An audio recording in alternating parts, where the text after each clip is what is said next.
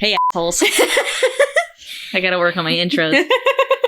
So today's podcast is going to be kind of about something that I've noticed. Well, something we've noticed. Something she's noticed. I'm pretty sure everyone has noticed Okay, it. let's be honest. Yeah, it's something that I think a lot of people actually embrace, but there are some stuff, just some questions we'd like to pose about, what does this really do to Transformers when you try and portray Megatron as morally gray? What does that mean? What does that look like? Does that work out? How's that going for you? We're going to explore tropes in other media and at the same time just try to answer the question. And honestly, I don't even know if this question has an answer, which is, can you make Megatron morally gray?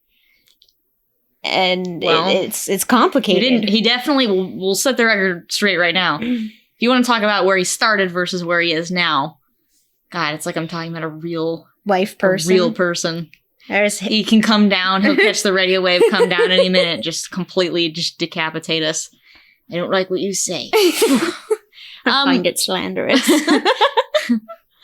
You think that he'd like that? But anyway, basically, he in the 80s was not morally gray. This was definitely this is good versus evil. Autobots versus Decepticons. Black versus white in terms of morality. Yeah, it's pretty obvious because again, it's a kid's show and it's for the children and we get it. We get it. That's not a revolutionary thought anymore. And we know this was meant to sell toys. We understand. And it's supposed to have a very simple storyline for people to follow. Mostly over the ages, that has kind of been repeated in Energon, Cybertron, the Armada trilogy, and, pretty much any Transformers media made for kids still has that, good versus evil morality, except with the exception of, I think, Rescue Bots, which doesn't feature any Decepticons. Decepticons, which, yay. It does once they try and do a little crossover with RID 2015, which was running alongside it at the time. 2 different audience bases for that, but they were so close to me that honestly I was like hopping from both, and I was like, yay, Heatwave, and then yay, Bumblebee. So, it's been explored over the ages. However, when we specifically talk about morally gray Megatron, he is something that has kind of exclusively exist in attempting to be more adult media. And I say attempting because I still don't believe it's adult media. I think a lot of people just are obsessed with modernizing complex situations that they draw on straight from humanity. And they kind of try and just like copy paste it into some of the shows. I would even say do that. Mainly comics. Siege kind of is doing that a little bit.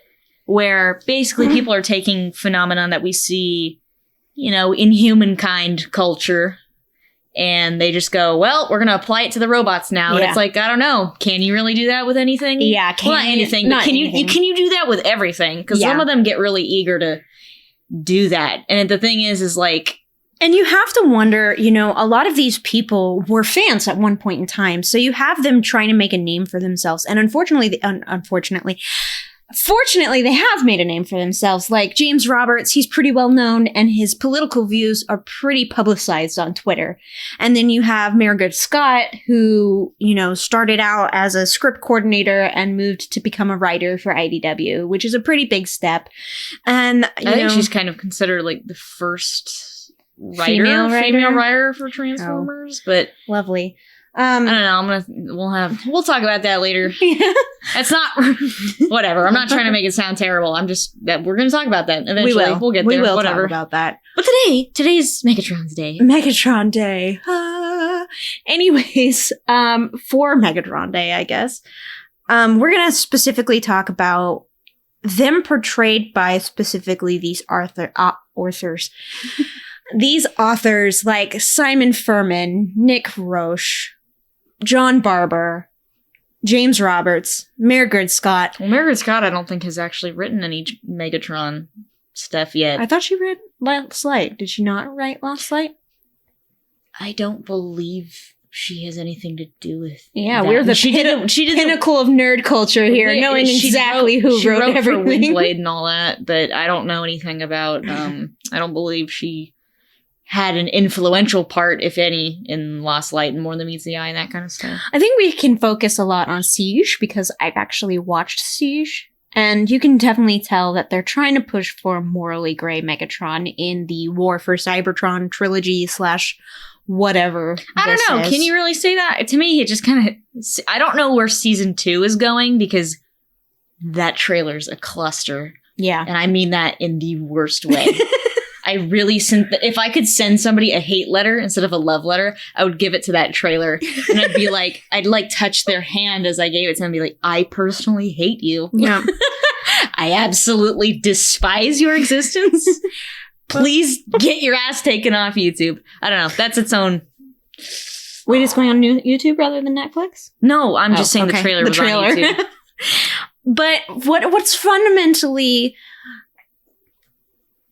right about this morally gray Megatron that writers are trying to portray is that the people behind Megatron are people. There are actual people writing these characters. I mean, that's what they get paid to do. Yeah, that's what they get paid. They all make stuff up. That's what it's for, you know? The people behind writing a morally gray Megatron, let's basically start at the top here in terms of how we got to being like, let's ask questions about this because I'm confused. I'd say this is basically directed at primarily the more recent IDW comics, mainly, why am I blanking? Mainly on James Roberts's and his affiliate partners and anybody who helps them write. I've got a lot Disguise, or Lost Light. I don't actually know a whole lot about the Robots in Disguise one. I think even Optimus Prime has a little bit of morally gray Megatron in it. I don't know. I just noticed that when I started reading a lot of the More Than Meets the Eye stuff, especially once they started introducing Megatron with his trial and stuff like that, and people were like, oh, we're actually getting to see Megatron. We're actually getting to see Optimus Prime a little bit more. Yeah. No, not pre-war. Oh, never mind. Wow, you don't know what the hell's going on, do you? I'm thinking about basically, I remember very clearly is that when I started reading that stuff, I was excited to see that because you're always kind of excited to see the classic characters. You know, it's just like, wow, Megatron being put on trial for his terrible atrocities he's committed that are indisputably bad. Yeah. And all that, some such. But I guess it just kind of, they need to be a little, the way they handle some of the things that they say, this information that they bring out, that they go, hey, audience, this happened. And it's like, oh, okay. And then they, you know, speak about things later on and sometimes I just kind of feel like they might forget what they're really trying to portray. It's fun and all to watch your favorite characters do stuff that maybe you don't get to see in other media. I mean, that's the thing that keeps me around for a lot of the new shows is like, will they do something interesting this time? Not always, but you watch to be supportive. But sometimes I think it's easy to forget that the people that are writing the media, they can get it wrong sometimes. Yeah. And I think a lot of people do actually have a lot of discussions about that kind of stuff. And even in some of the, surprisingly enough, on Tumblr, you'll see civil discussions about, you know, inconsistencies in the comics. You know, is it okay that Megatron is suddenly just like, hey guys, I'm your big goofy dumbass on the ship. I don't know what's going on, but I'm an evil murderer. And it's like, well, can you play that off as a joke as much when you're trying to convey him as some such, you know, whatever. He's evil as hell, or, oh, he's kind of evil, but he's got a heart of gold. You know, you got all these tropes you could really apply to him. He's evil for good reasons, yeah. You could literally apply a lot of tropes to him, specifically from his More Than Meets the Eye character, which is... It's always interesting to watch people interpret things newly, but if you're going to go for a whole, you know, Megatron is fighting systematic oppression approach, if you're going to, as a writer, draw on humanity's struggles with class oppression, you should be very careful about what you imply. Especially since all of these writers, and I mean all of them, from Siege, from the TV shows, from the comic books, are upper middle class, which makes it very frustrating to watch them try to write morally ambiguous characters or gray versus gray morality storylines, which I'll talk about more later. I mean, arguing ethics is incredibly complicated. People spend their whole lives doing that. So to picture somebody that's writing, you know, oh, we got to get the next issue out. What's going to happen next? Sometimes I feel like people don't plan far enough ahead. Yeah. And it's like, if you want to, you know, let's start it at the top. What is morally gray? Yeah. I mean, there's a textbook definition of what that means. However, people tend to interpret it differently. Yeah. That's where you start to get some problems because, like you said, coming from a privileged background, it's going to be difficult to see somebody be like, oh, class oppression looks like this, and this is how we fight it. And it's like, as long as you're not saying that's factually how you should do that, I am going to be like, okay, that's a little dumb, but I'm going to keep reading, I guess. That's nice for you. I think my biggest problem is that fundamentally, when you have a morally gray Megatron, is that oftentimes it's almost like the writers never understood that even since G1, Optimus Prime has always been morally gray. And I know people might struggle with that understanding. Kind of understanding. But the fact of the matter is that the reason why people relate to him so much and look up to him so much is because he has the strength to make morally ambiguous decisions almost immediately. And that's following his own personal moral code. You know, there are times where the Autobots will literally be like, why did you do that? And he will be like, well, it went against my moral code. You know, him cheating at a game and then going, you're right, I cheated, and self-destructing himself. I feel bad. I cheated at checkers. Fundamentally, for the greater good is not right. If he was lawfully good, or even if he was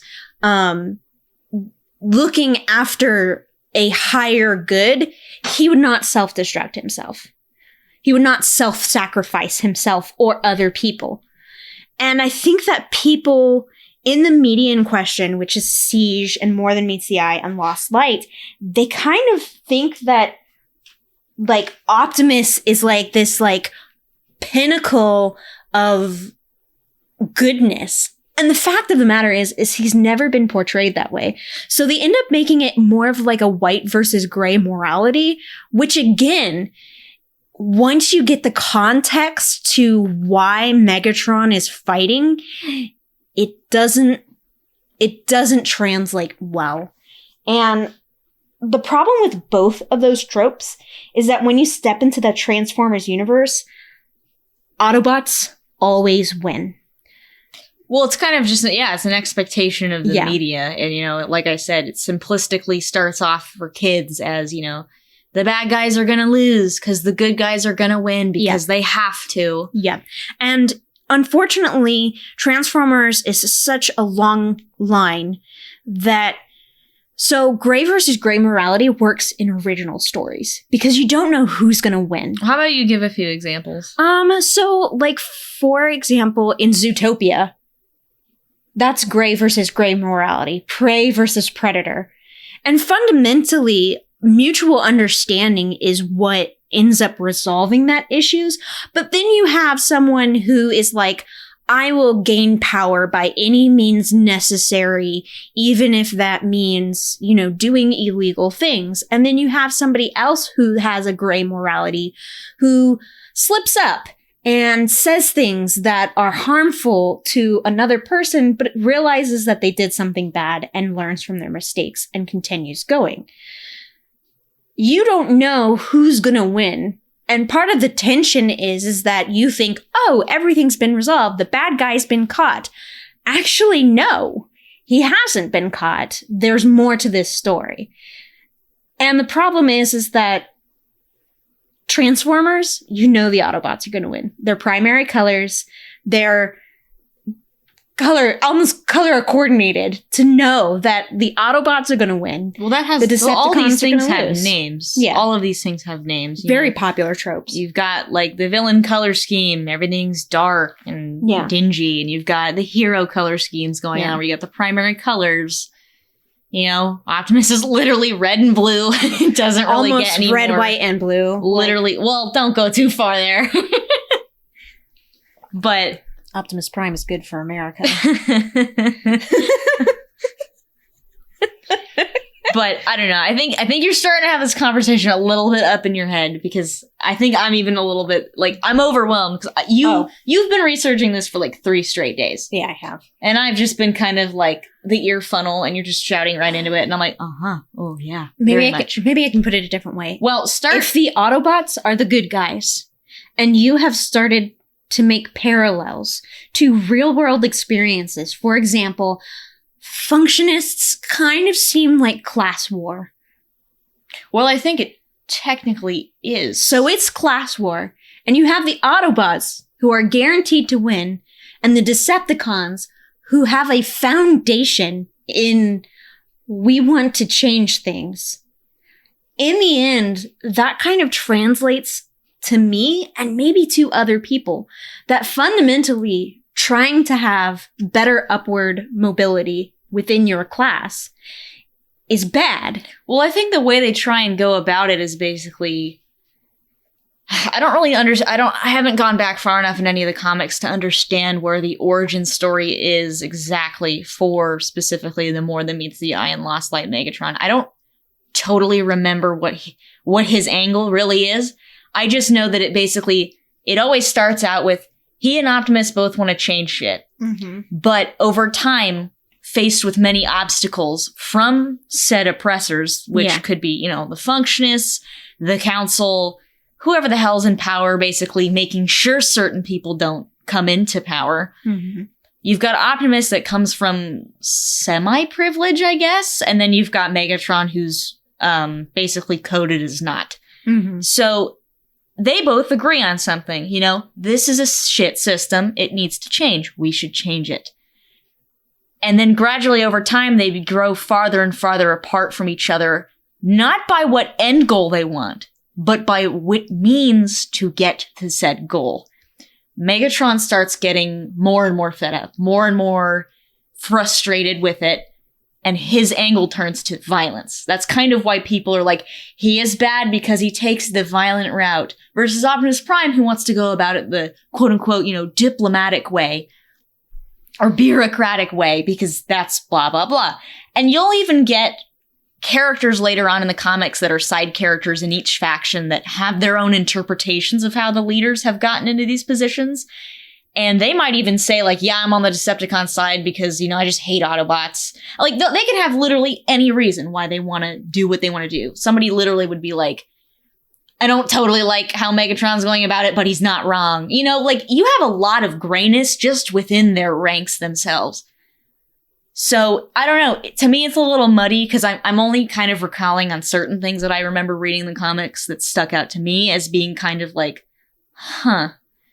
But I think when you're referencing things that the writers, as well as the fans, they make these deductions onto the material that are very charged. Mm-hmm. So, without understanding the implications of what they're saying. For example, from the perspective of people who come from that class. For example. Sorry.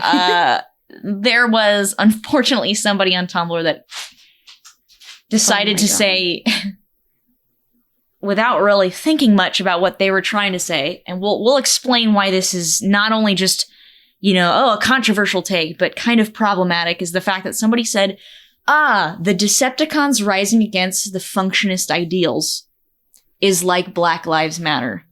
That's a very dangerous assertion to make. Yes. Because not only are you being super reductive about Black Lives Matter's purpose and what they're for, which is based on race and racial equity, you're also basically in the same swoop saying, well, that anybody that's opposing BLM is a white supremacist. Yeah. And if you're talking about the Decepticons being one half of this coin, you're basically making the Autobots the other. Yeah.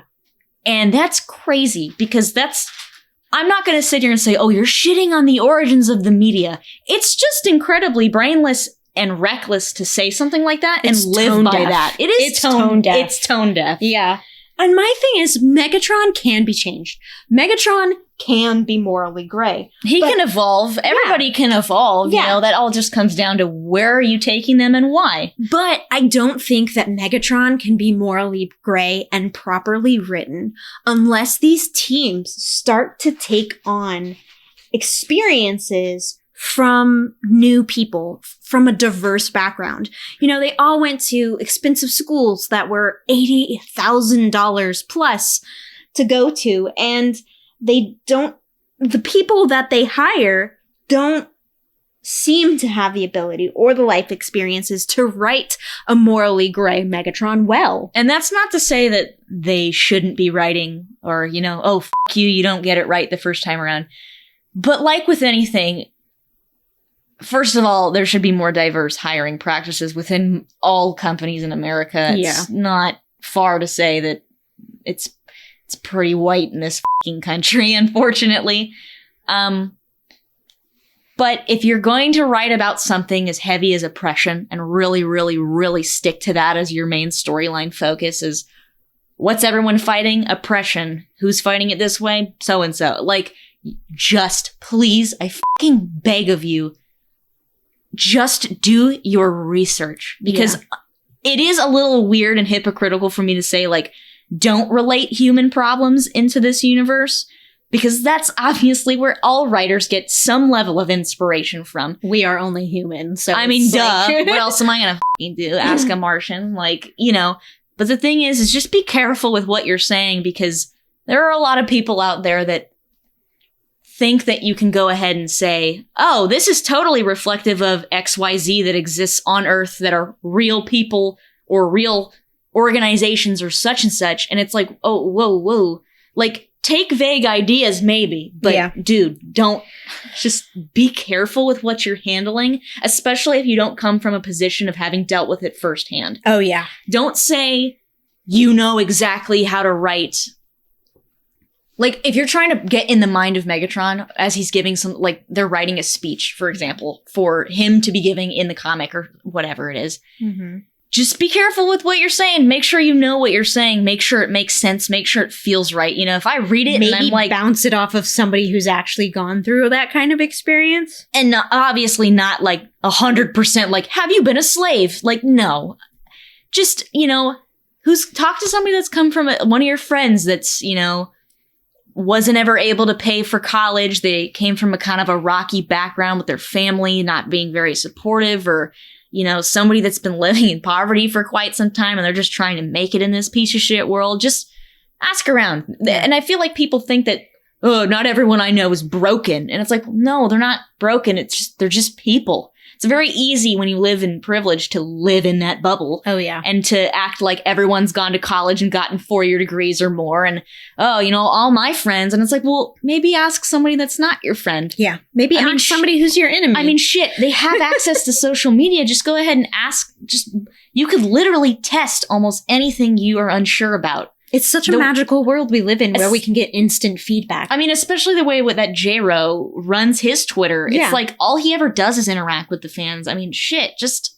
Why doesn't he interact with him in a way that gives him more positive life experience, and in a way gives him more writing things? Because my thing is that J-Ro, if you go onto his Twitter today, he thinks he's a leftist. He thinks he is like...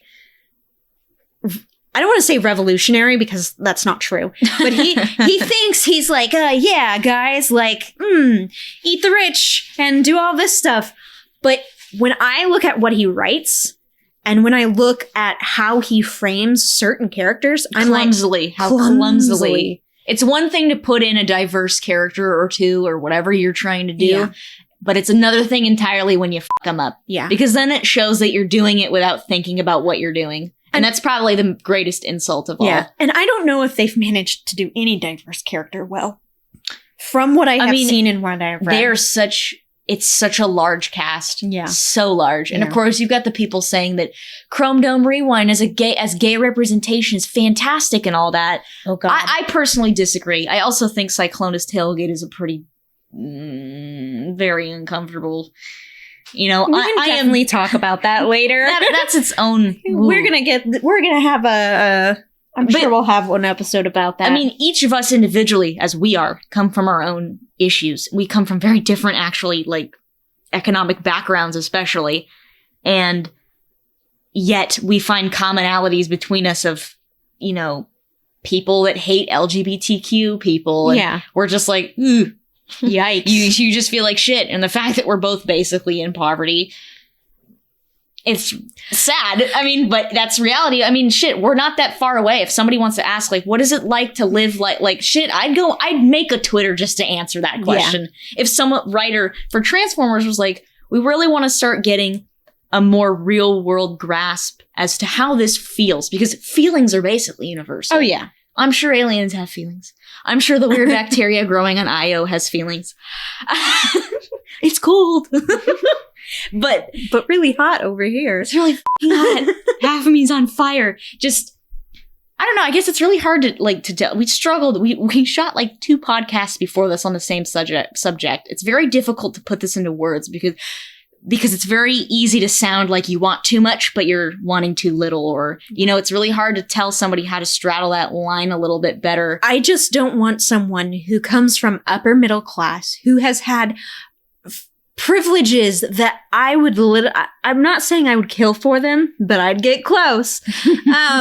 Has privileges and they think they like Google morally ambiguous characters, and that's what they base everything on, and have no real life experience. And then they turn to me and go, oh, you relate to this character, right? And it's like someone, I hate to use the word, it's like someone mansplaining me my poverty and my oppression. And I guess we need to kind of make this a little bit clearer now, is the reason we're talking about things like socioeconomics mixed with, you know, like gray morals is because the author himself has made that parallel. Oh, yeah. With his Twitter. Which I guess the reason we're basically going so hard at those 2 different things right now and calling them, you know, mashing them together so much is because when you... I don't know actually how to say that. I have it in my head and like I know what it is. I can feel it, but it's very hard to explain it.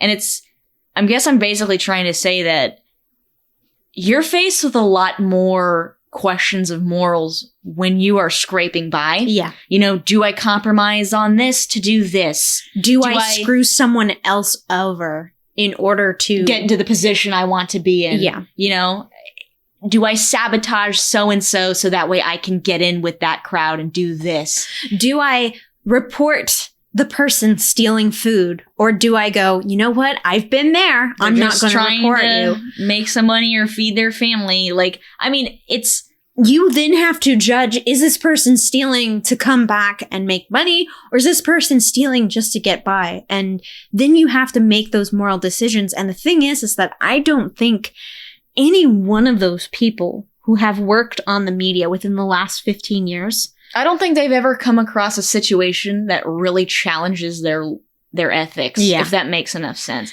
And I guess that's kind of, that's the bungee cord attaching these topics right now, is that's what I wanted to touch on, is when you live below your means, even though you've been following the rules of the privileged, and you've done what they've told you should be doing to get in a better position in life so that you can be like them, you are faced with infinitely more obstacles. And it's like, we're not saying you gotta just sit there and, you know, oh, there's a whistleblower for rape on Cybertron. Like, that's not what we're trying to say.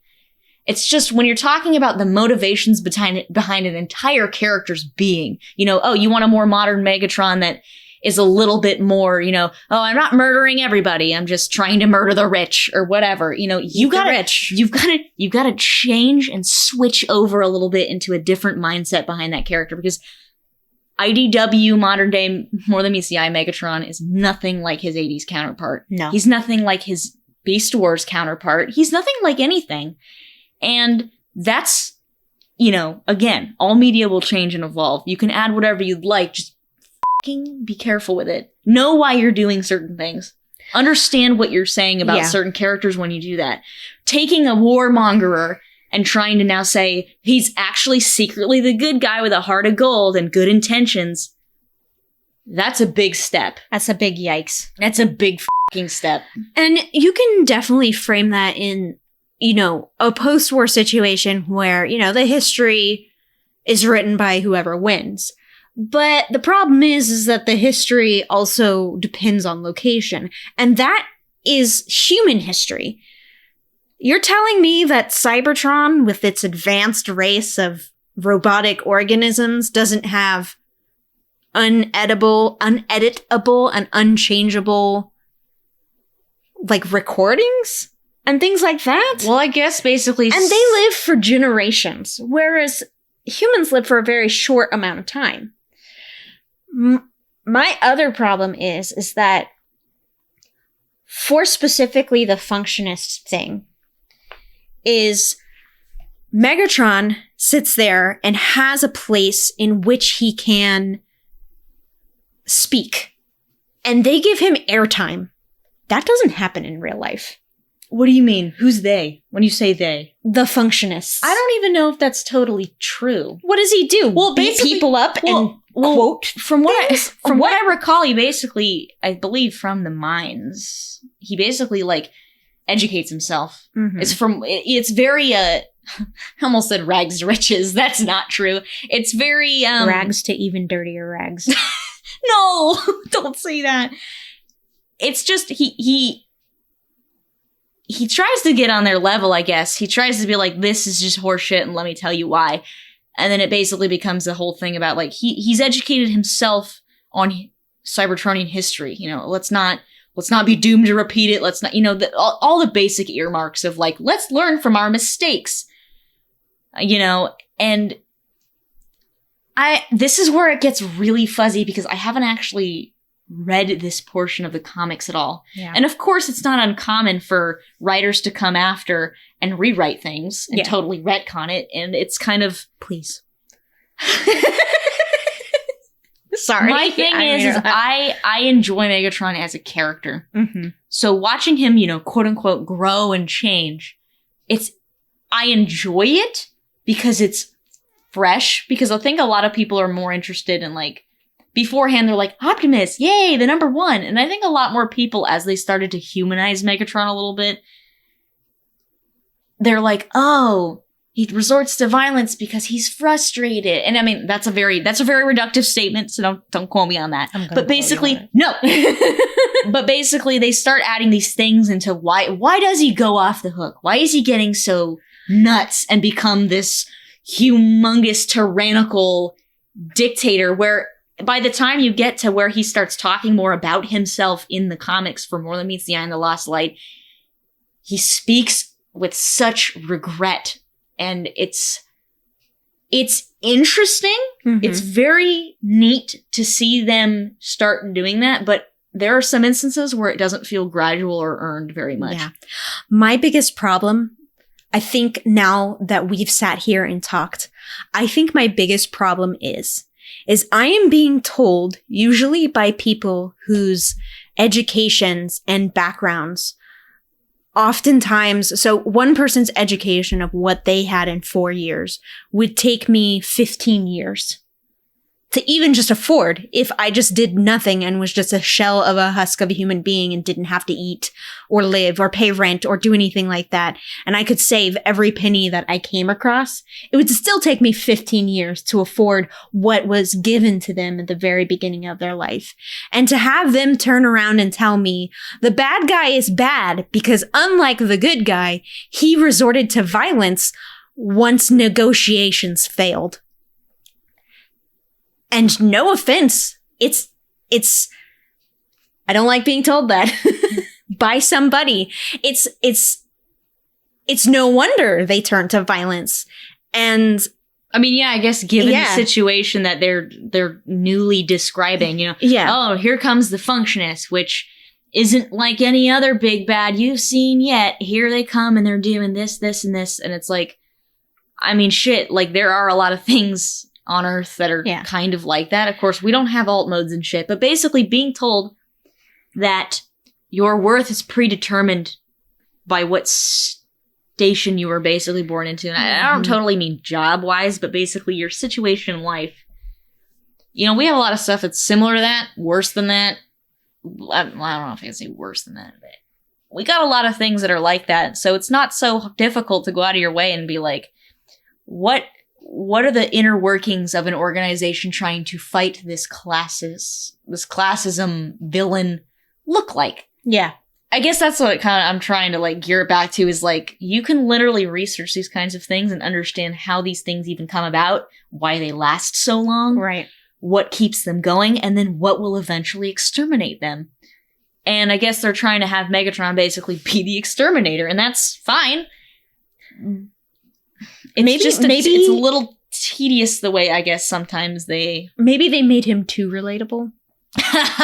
Are you a Megatron stan? No, I'm not. In this house, we stand. Maybe that's what kind of ticks me off about this character is because I'm being told by people this person is bad, but in real life, if things continue this way, you're going to go down the same path as this person that we say is bad, and it makes me angry a little bit because okay, I see what you're. I think I finally, like, got right to the point where you're at. Yeah. And I'm, like, a mile away with my binoculars going, I see you. I'm almost there. Just give me a few minutes to walk over. My thing is that you could make this character morally great in so many different ways. He could be a wolf in sheep's clothing. He could be a villain with, these are tropes, a villain with good publicity. I'm never going to be able to speak English.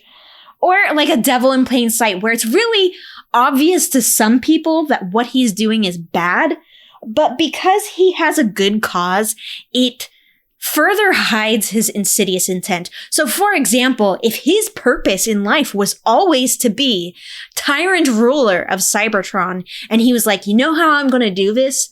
I'm going to go against the Functionists. And the fact of the matter is functions aren't well liked, but they're in power. So I'm going to use my ability as someone who I'm going to educate myself. So that way I can use my ability to become tyrant leader of Cybertron. If that's was his end goal from the very beginning, I could understand it. But the Functionist society in the universe that everyone has been in is gone. In Siege, it's gone. I don't know if it's gone in More Than Meets the Eye, because there's that whole weird universe thing. Wait, what are you talking about? Like the multiple universe things. It's like they had to slip into a new universe where the Functionists weren't gone. Well, so that's the beginning of Lost Light. That's like, what, the first 5? Spoiler alert. Sorry. That's like the first 5 issues of Lost Light, which I finally got around to reading.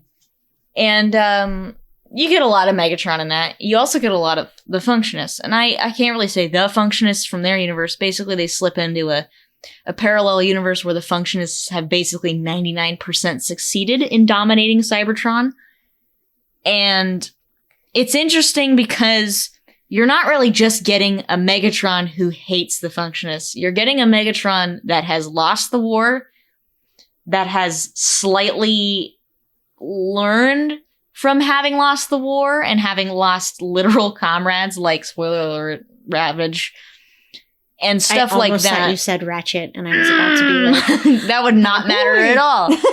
I mean to him, but I don't know. Actually, he and Ratchet they're like both agreeable. They're like frenemies. They're like agreeable old nemesis. Mm-hmm. They're like, I hate you, but you're the only old codger left. So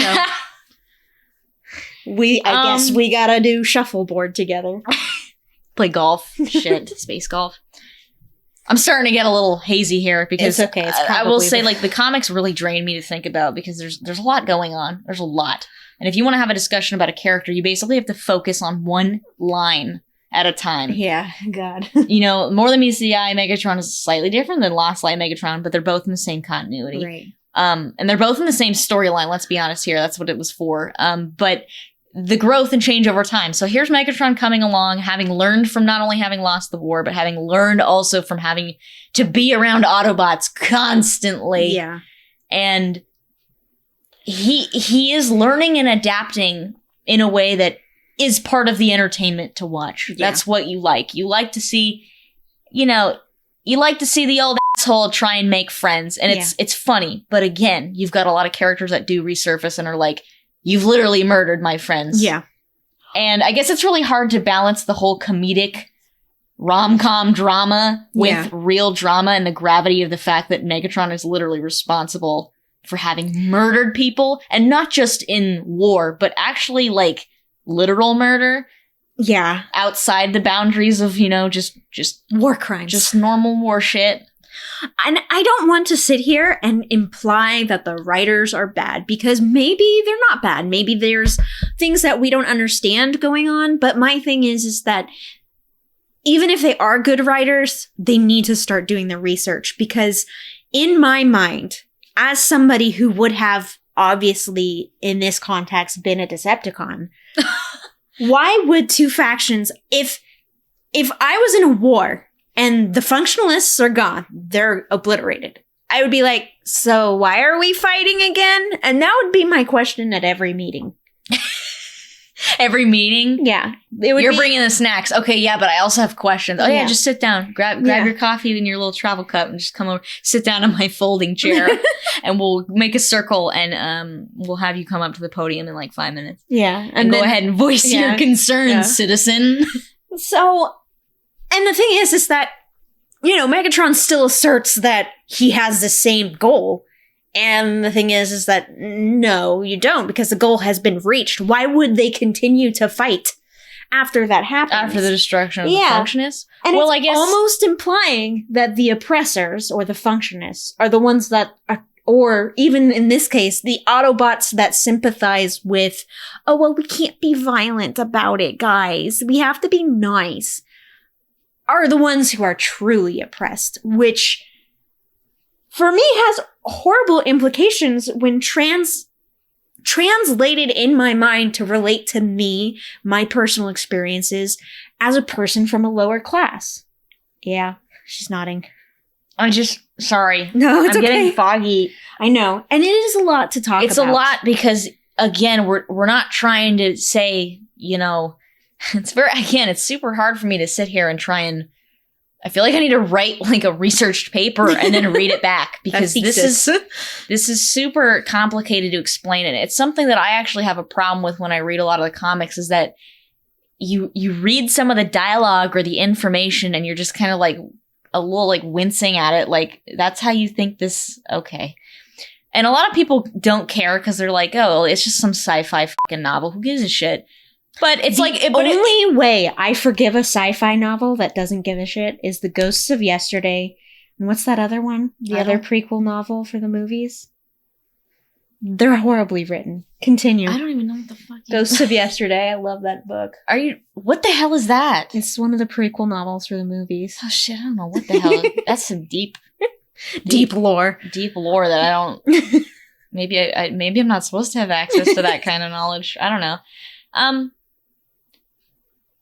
I guess if we wanted to try and like sum up what kind of sparked this conversation, we don't have answers. That's kind of what I'm trying. This is not about answers. This is about stuff we've read or encountered in Transformers that maybe at first glance is like, okay, if this is in the boundaries of that, this continuity or this universe or whatever. Yeah. But then sometimes you'll branch off into the online aspect and actually start seeing firsthand what the people that are responsible for that content think about the work they're doing. Yeah. And that's when you start to get like, oh, this person's completely disillusioned from actual reality behind being oppressed. Like, they have no person idea has what it's no like. Comprehension, not even on a very basic, small time level, even of like, do you even know what it's like to be told you're fucking nothing? Repeatedly. And not only be told that, but be shown that on the whole from society. From every interaction you have with someone. And with human society is very specific images of people come to mind, because we know exactly who we're referring to when we talk about those who struggle in modern day American society. You know exactly what that's leaning towards. Yeah. You know exactly what sort of marginalized groups people lean into with that. And I don't know, they just need to have an understanding of how oppression works. And again, why it works, who's usually the one that perpetrates it, why are they perpetrating it, and how to stop it, and what happens with the people that are being, that are victim to it. And why violence is not the answer. 'Cause I always- not the way to take. I mean, it's so simplistic, Yeah. I guess, if that makes sense. If they want to sit here and have a lot of story, and literally story after story about Cybertronian society and how it led to basically Megatron being born Mhm. for what he does, you got to have an understanding of how the environment will impact who comes out of it and why and what they do. So can Megatron be morally gray? I think the answer is yes. Well, let's first of all, before we wrap up, Yeah. like, what do you mean by morally gray? What would a morally gray Megatron be for you? Well, to me, Because I think you and I feel a little differently, but I want to know what you think.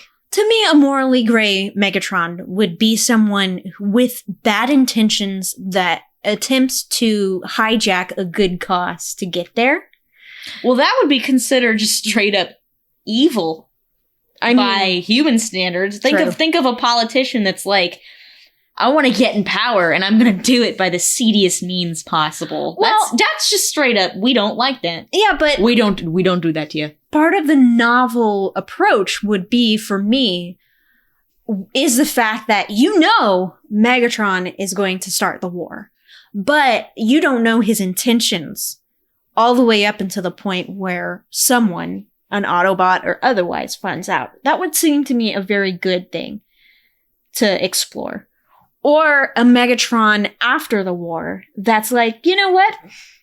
I have no idea what I'm doing from this point on. How do I survive? But honestly, that feels like a Spotlight comic.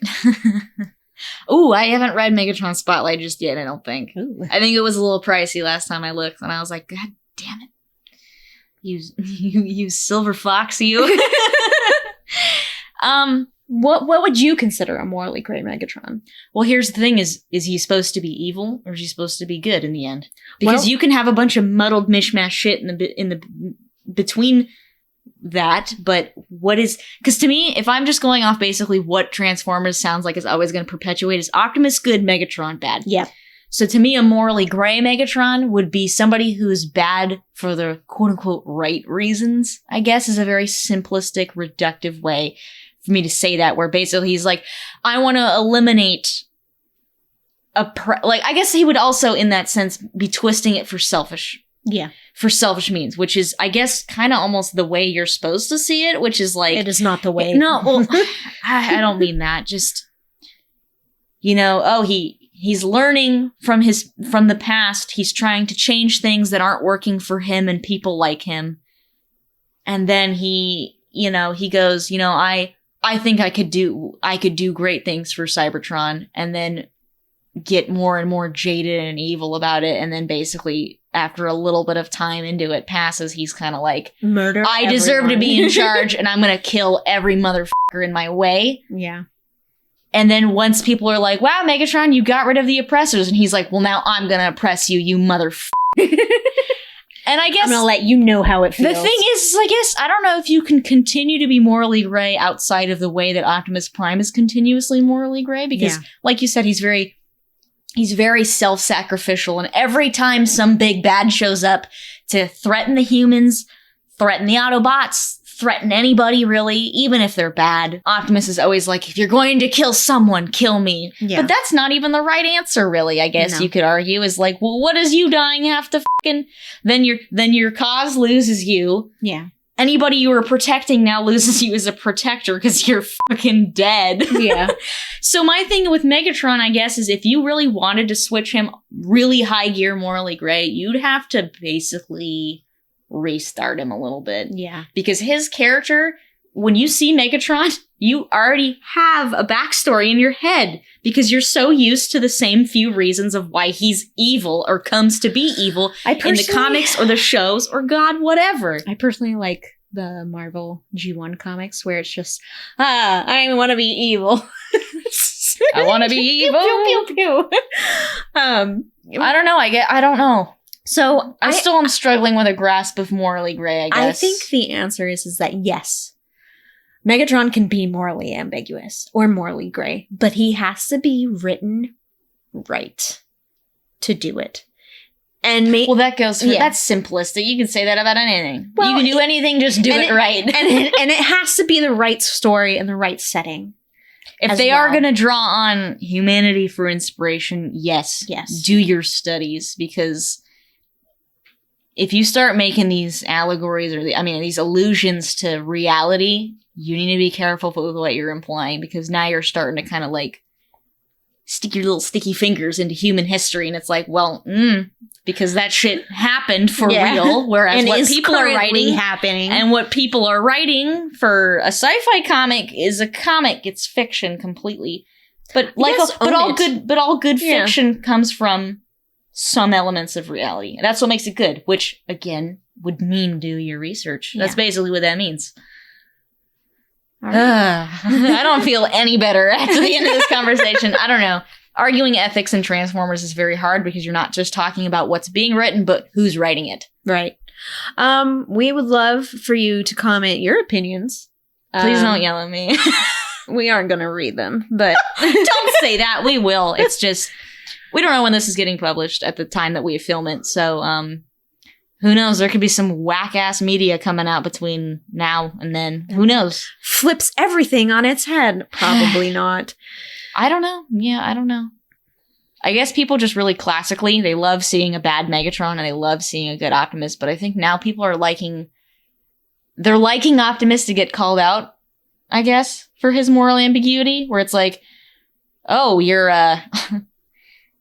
not gonna do something to preserve resources, because even though it could give us the push to beat the Decepticons now, because you want us to survive for another few months so that we can plan a better attack.